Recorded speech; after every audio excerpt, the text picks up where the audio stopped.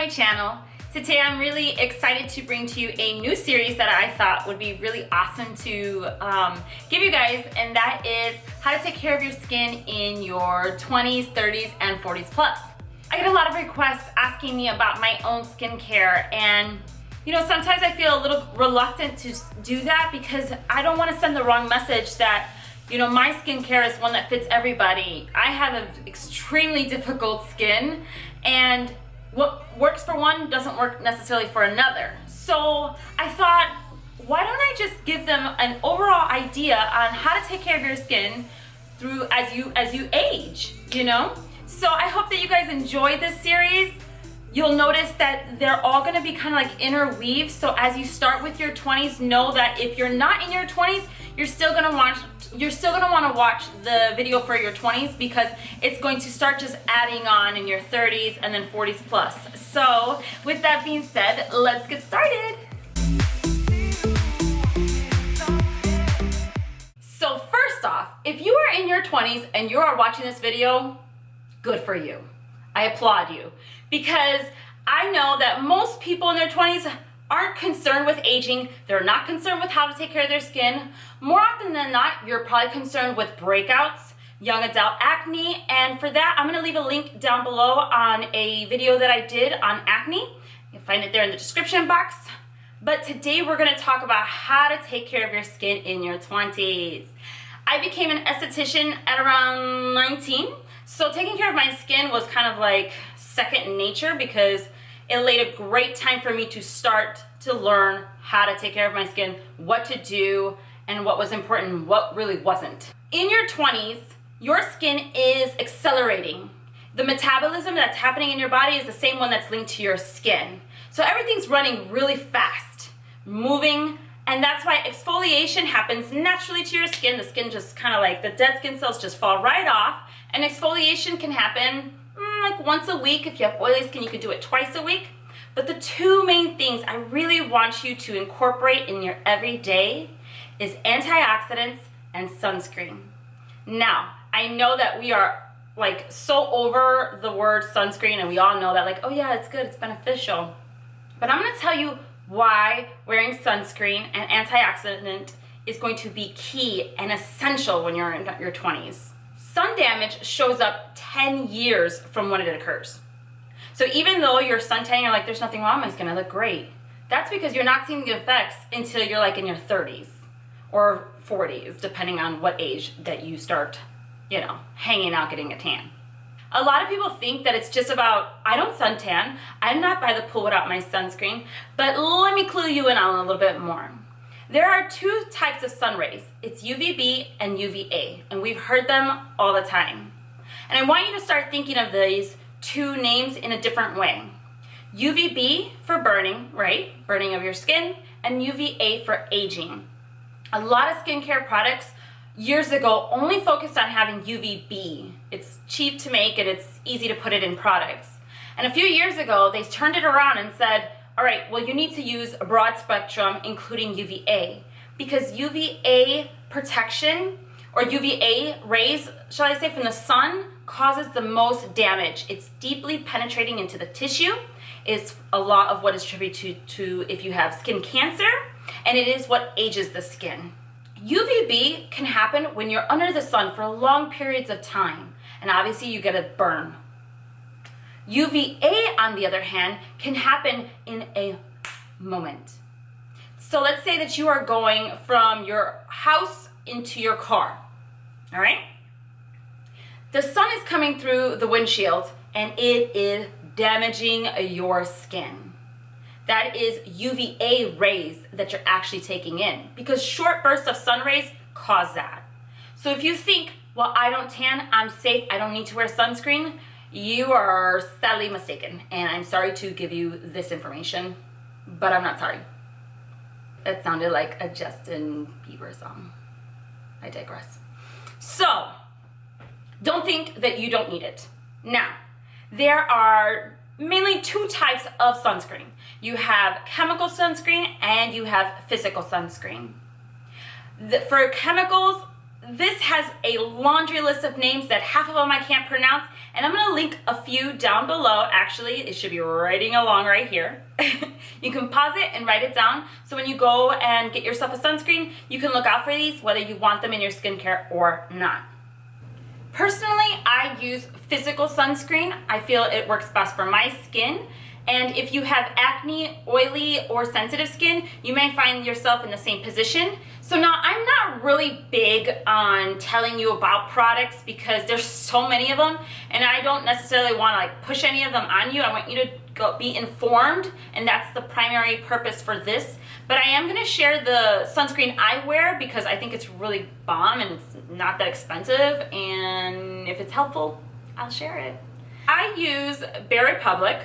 Get you in right there, and right there. It's natural. It's a mineral sunscreen with titanium dioxide and zinc oxide. It's actually, they said powered by, whatever that means. It's from Kula, and I know Kula is also a really awesome brand. A little higher in price point though. This I got at Target for $14.99 or something like that. And it's just for the face. It's broad spectrum and it's chemical free. And what else does it say? Water resistant 40 minutes, but whatever. I actually use this just daily. I put it underneath my skin. Underneath my skin. I put it on top of my moisturizer. It's also cruelty free, which is a plus for me. Now let's talk about the second most important factor in skincare for your 20s. And this one's gonna stick around, like I said, for your 20s, 30s, and 40s. And if you can incorporate this in your 20s, just like the sunscreen, I promise you, your skin is going to age way better than if you didn't. Simple as that. And I'm talking about antioxidants. Antioxidants are commonly found in fruits and vegetables, and that's why we are encouraged to eat them as much as possible so we can help preserve our cells. And if you don't know, your skin is the largest organism in your body. That's right, it is living, it is breathing, and honey, if you don't take care of it, it will not take care of you. Best believe. When you use antioxidants internally or externally, you are preserving the cells from mutating. Mutating cells cause diseases such as cancer. So what we want to do is we want to preserve the cell for as long as possible, making sure that it is healthy and functioning as it should be. Some of the things that mutate the cells are environmental damage, such as pollution, sun rays, smoke.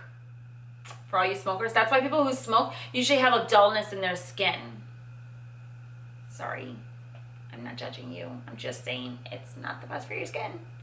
What antioxidants do is they preserve your cells for as long as they possibly can, making sure that the cells are healthy. And you'll see that on your skin. In fact, a lot of times when people are not doing well internally, it's reflected on their skin because it's all interlinked. There's tons of antioxidants. I mean tons.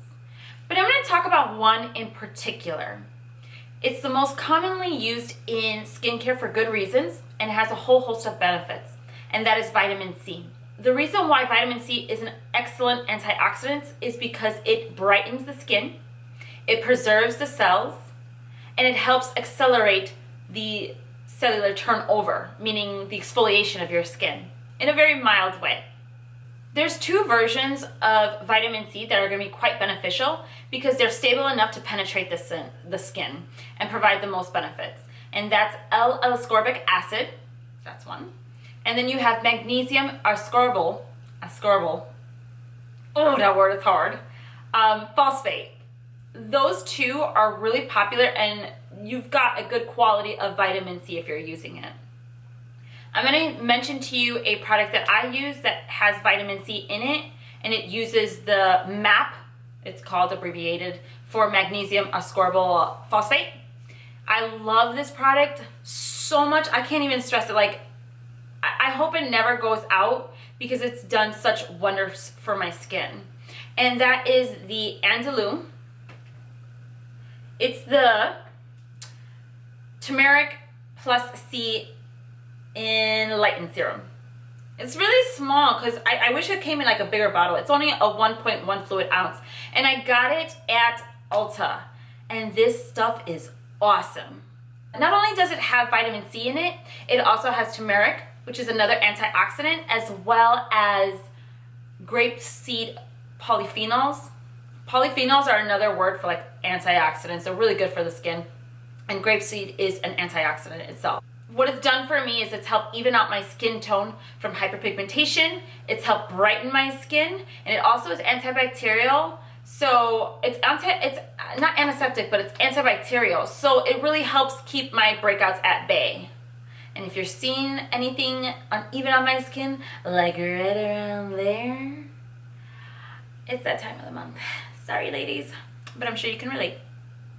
In any case, this is a really good product.